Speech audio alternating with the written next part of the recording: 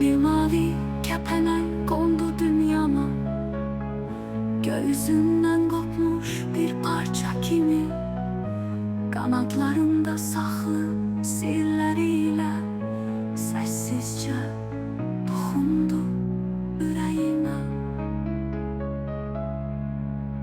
Küleyi dinledi, ışığı öptü, bir yarpağın kenarında durup, sonra hiç ardına bakmadan savruldu bilinmez üfüklere.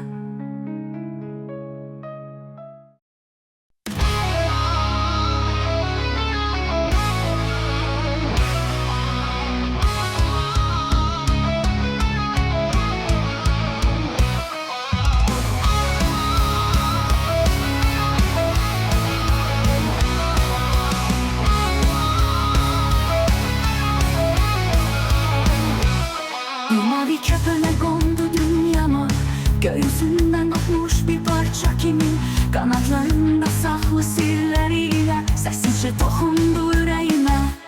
Küleyi dinledi, ışığı öptü, bir yarpağın kenarında durup, sonra hiç ardına bakmadan savruldu bilinmez üfüklere.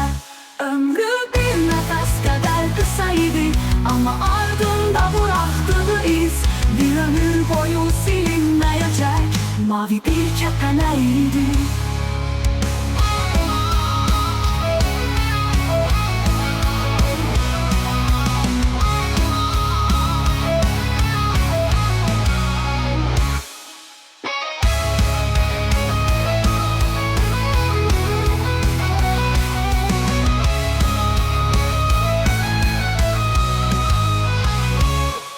Ömür bir nefes kadar kısaydı ama ardında bıraktığı iz bir ömür boyu silinmeyecek mavi bir kepeneğiydi.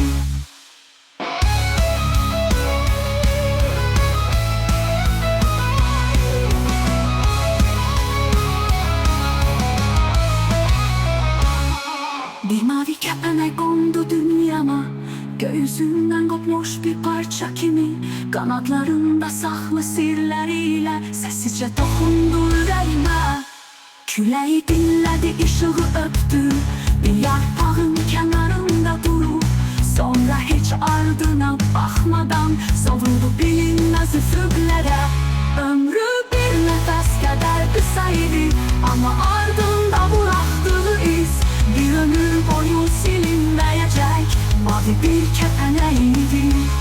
Ömrü bir nefes kadar kısaydı ama ardında bıraktığı iz bir ömür boyu silinmeyecek mavi bir kepeneğiydi. Ömrü bir nefes kadar kısaydı ama ardında bıraktığı iz bir ömür boyu silinmeyecek mavi bir kepenek idi.